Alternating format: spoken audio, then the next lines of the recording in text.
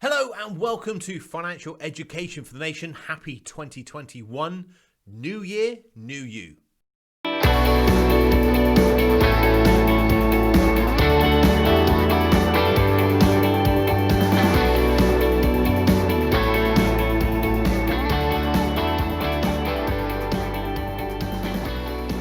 This episode has been sponsored by Idealo, the price comparison website.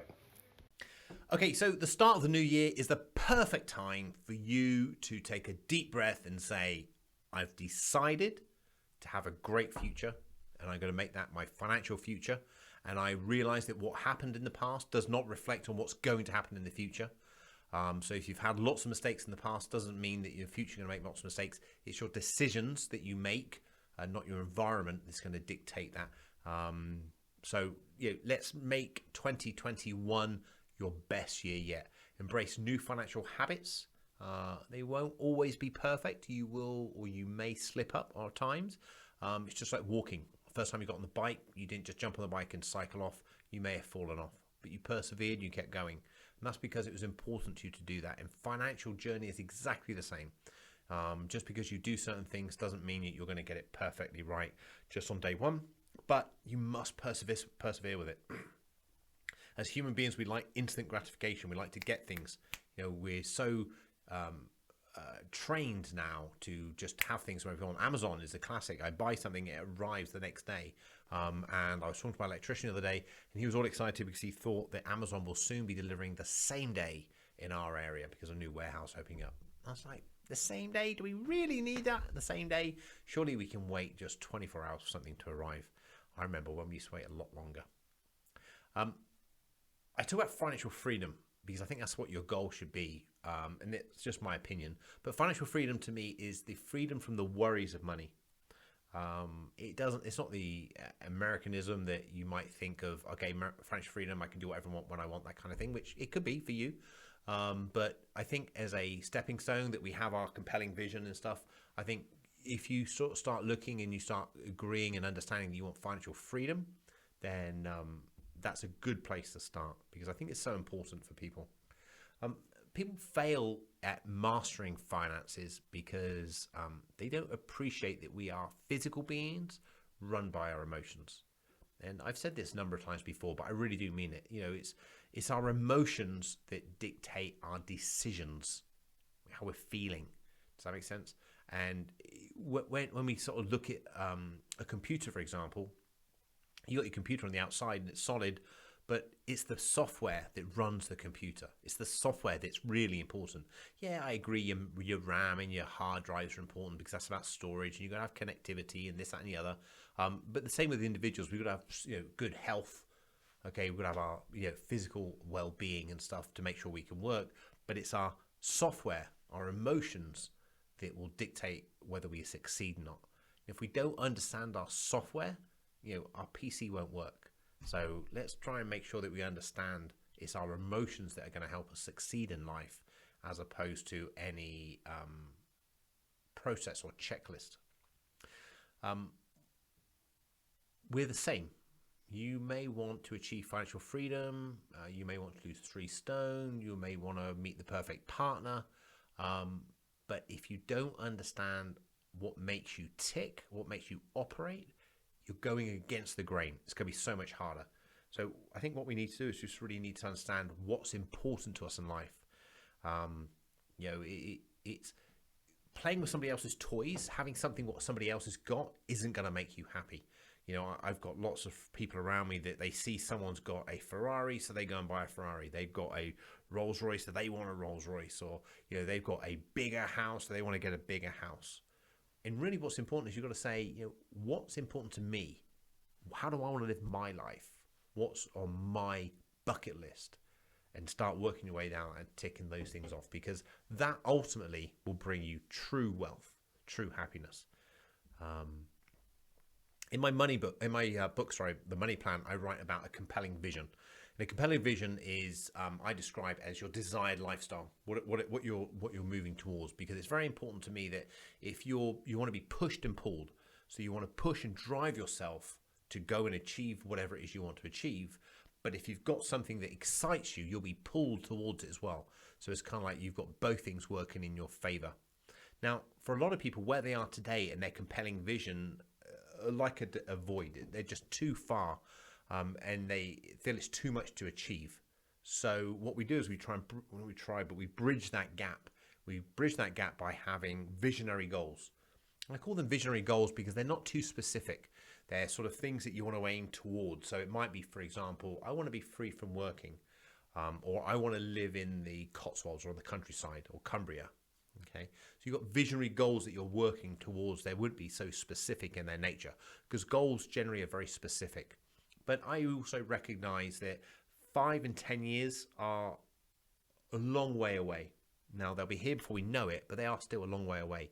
And if we get too specific about them now, we're probably wasting our time a bit because time will change and we will change. So we've got our compelling vision, which is our future. And if I give you an example of what mine looks like, mine's A4 landscape. My compelling vision is down the middle of it, so it's broken down the middle. And then on the top two sides here, top two sides at the bottom, I think. Then top two sides at the bottom, I've got my 5 and my 10-year goals, and then I've got my 1 and my 3-year goals at the top.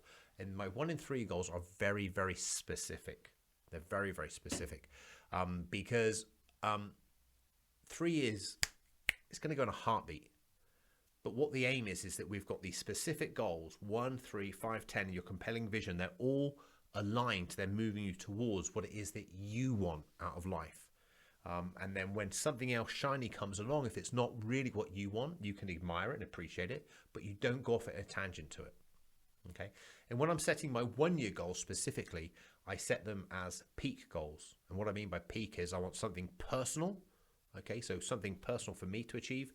I want something economic, so whether it's my business or financially achieving it. I want something economic, so sort of a wider range. And I want something more contribution based, something that I can give in help for the wider community. So I want to set my goals so they're not all specific around finance, for example. Some might be around relationship and stuff like that, or health. But we also appreciate 12 months is a long time. So 12 months is a very long time, and we can easily get derailed. Talking to my wife the other day that I think the lockdown in March seemed a long time ago. A lot has happened since then. It's very easy to get derailed. So I want to make sure we stay on plan. So we set quarterly check-ins every 90 days. So every 90 days, there's a diary appointment in your diary by you, with you. So it's just you and your diary, you and your planner, get it out and say, okay, how am I doing? So I set these goals at the beginning of the year. So I said in 90 days time, I'm going to work towards and achieve this. How have I done? Have I achieved them? And hopefully you're achieving these 90-day check-ins, because as we go 90, 90, 90, 90, we go through the year, we're going to get to the other end of the year and we're going to have achieved our 1-year goal. And that 1-year goal is going to take us that 1/3 of the way towards our 3-year goal. So we're moving towards what it is we want. And then every year we reevaluate our outcomes, what we're looking to achieve, that kind of thing. Now, if you want anything to keep you on track when you're sort of saying you're looking at your 90-day goals, you're thinking, well, okay, well, 90 days can be a long time.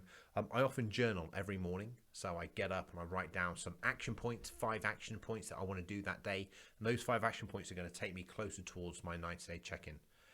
I review the previous day's check-in, previous day action points. So I not sort of look at those, see how I got on, sort of make some comments on those. Normally about 3 items there.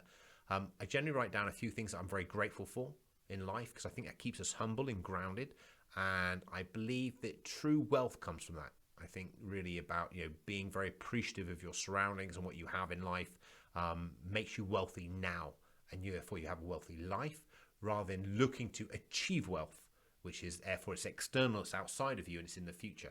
So having it now, today, makes you very, very happy in its way. So just doing that, it takes very, very little time. I generally meditate first thing, then do my journaling, and then go and work out. So it takes about an hour or so in its entirety. So good thing to set up in the new year. Get yourself up a little bit earlier. Do 15 minutes or so of meditation, 10-15 minutes of journaling, and you can do an hour, half an hour, 45-minute workout, something like that, and you're wrapped up and it's done. It's a good way to start the day. It's a great way to start the day. And I'm not saying that's prescriptive. That's what you need to do or have to do. It's just what I do. And it helps you stay on track, helps you stay focused. So yeah, it's a good idea. But I appreciate this isn't the way everyone wants to live their life. Okay, I do appreciate, and that's why I say it's not prescriptive. If it's not for you, that's absolutely fine. It's just what I do, and it's worked for me. But if you want to make progress this year in 2021, if you really want to make 2021 the best year yet, you're going to have to do something significant and not hope for it to happen. And the way you do something significant is firstly by deciding. And by deciding, you're effectively setting a goal. And then you decide and you work towards it. So whatever your way of doing it is, you do it your way, because that's the right way that you need to do it. But you are capable of far more than you feel or expect of yourself. And I think we all, including myself, underestimate what we're able to achieve. So here's to making 2021 your best year yet. And let me know how you get on. Share some of your goals with me. Send them through to me. Let me know what you want to do. And I'll be your accountability partner. So I'll even check back in on you and see how you're getting on. So 5 things I think you can do to help your 2021 financial future. So improve your finances in the forthcoming year. We've just touched on goals, but set yourself a goal. I think the feeling of achieving a goal and the feeling of achieving subsequent goals, so successive goals, really boosts your confidence. So if you set out to say, I'm going to X, run a mile, run 5 miles, tell my age, can't you? Not use kilometers, run 5Ks, whatever it might be. Lose a pound, lose 5 pounds, lose a stone. I don't know what your goals are. Save £100,000. I don't know what it is you want to do. Set your goals out there and then systematically and disciplined work towards achieving it. And that really boosts your confidence. If you've never done this before, set yourself up to win. Set yourself something very modest. Do that, very small. So you almost know that you're going to do. Great, you get a win. Then repeat it. Slightly bigger, slightly bigger. So you're boosting yourself up. Plan your 2021 diary. So this is something I do every year. I buy a wall planner. And I've got to say this year's wall planner has been quieter than it's ever been. But on the wall planner, schedule out your holidays, schedule out your check-ins. So I have check-ins with myself. I have check-ins with my business. We run quarterly reviews. We run the same sort of process in the office. And plan out your year, and then you can see how it's going. And then you can keep progress and write all over it. So I have my wall planner pinned up in my gym, and I see it every day, and I can see what's coming up for the rest of the year. It's a great way to do it. It's very important to schedule in their me time as well. So time away from work, so time for you to relax, whether that's just taking time out with your friends, having a massage, time away on your own, that kind of thing. And also if you're in a relationship, schedule some date nights in there as well. So it's really important. I try and do a date night every week with my wife. It keeps the relationship fresh and young and enjoyable. And it's fun. It's fun. Just because you've been married for a period of time, we've been together, it doesn't mean you can't do the things that you would do otherwise with the new person. But this way, at least you know who they are and what they like. Step 3, get to know your best friend, Ali, and improve Ali. So you know Ali by now, assets, liabilities, income and expenditure. Go through and make 2021 just incremental improvements on it. So if we can increase our net worth, our assets, if we increase our assets by increasing our investment return, maybe put a bit more money into our pension, reduce our liabilities, so maybe pay down some of our credit cards or our mortgages, that kind of thing. Boost our income, so try and get a pay rise at work, get a bonus, maybe sell some stuff online, get a side hustle, and reduce our expenditure. So look at what we're paying out on. Is there anything we no longer use? Is there anything we can get cheaper? That kind of thing. If we constantly tweak and improving our KPIs, basically, we're going to get improvement over the long term. Number 4, get yourself a will. Get it out, review one if you've got one, make sure it says what it says on the tin, make sure you're happy with it. If you did it a number of years ago, pay and get it reviewed because legislation does change. A lot of people left a lot of assets in discretionary trusts, and then you lose the residential nil rate ban. So getting your will out is very, very important. Making sure that's reviewed. And then number 5, I go on about them all the time, but it's because I'm so passionate about them. Make sure you arrange and register your lasting power of attorneys. These are real simple things you can do online. Or you can use my own firm to do it. But they're not difficult, but get them done. You will be pretty glad that you did if you ever need to call on them. Okay, so some other news this week. So Now Pensions, which is a pension provider, and the Pensions Policy Institute, PPI, did a report and they revealed that 42% of BAME groups, I didn't know what that was, Black, Asian and minority ethnic groups, 53% of carers and 50% of disabled people are currently saving into private pensions, and people with disabilities are receiving a pension wealth of just £7,450, just 9% of the UK average. So they got massively underfunded pensions. Now, if 9,450 is 9% of the UK average, I worked out the UK average to be around about £82,000, which still isn't enough. So even if you're average in the UK, it's not enough. So what in your life are you average at? Do you really want to be average at anything? So let's try and do something. And remember, things don't happen overnight. So if you're looking at this thinking, geez, I haven't got a pension, or I've got 30,000 in my pension or whatever, that's fine. Let's just make decisions to, over time, incrementally increase that and boost it. Just give you some heads up, the £82,000 average pension is going to give you an income in retirement of around about $3,300 a year. Okay, so $3,300 a year, add that onto your state pension, which is about just over $9,000 a year.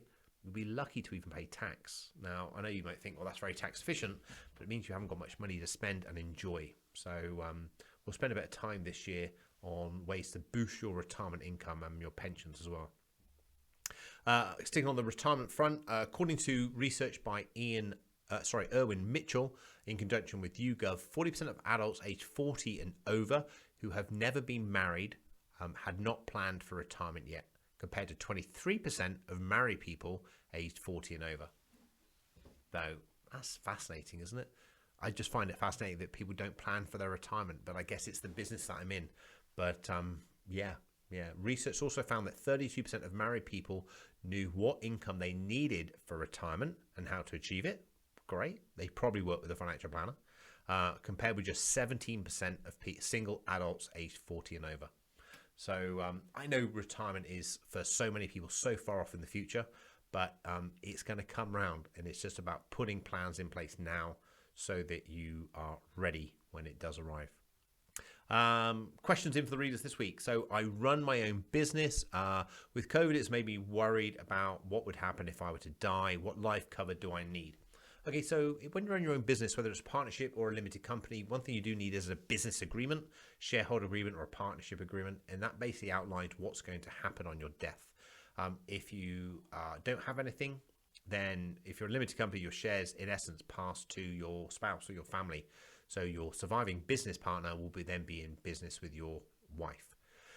Is that what he or she wants? Or your husband, should I say? Is that what they want? Is that the right thing to do?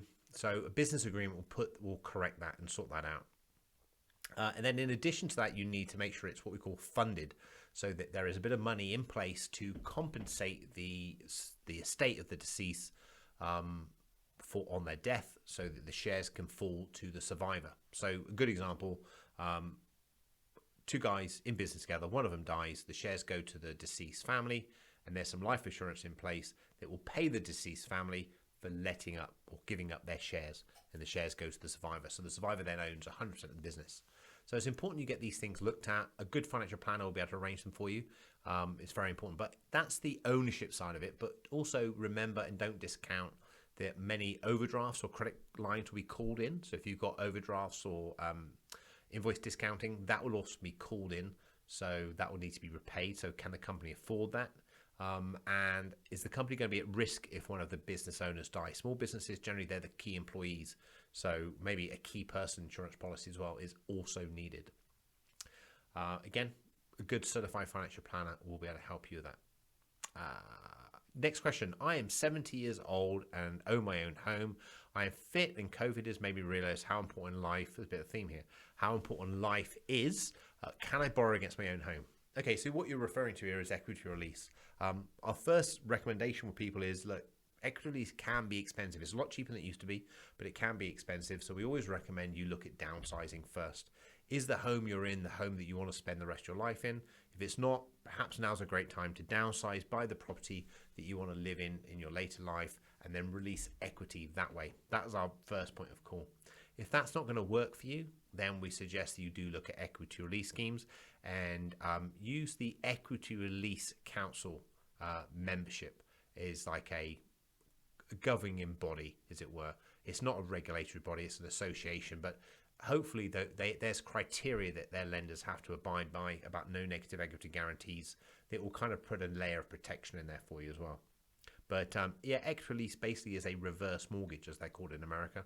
They work the other way. You borrow the money, you don't make any repayments back yourself. The repayments are added to the amount you borrow plus interest. So it does compound and grow fairly quickly. But at the end of the day, you can't take your money with you. And I'm sure your family would rather you be happy and enjoy your life now than take all that money with you. But make sure you get good advice from an independent financial planner before doing that, just to make sure you're covered off all the different angles and you know what's going to happen. So that's it for this week. I hope it's been useful. Exciting time of the year, 2021. Let's make it a great year, and keep your questions coming in. And if there's anything you'd like me to cover, please get in touch.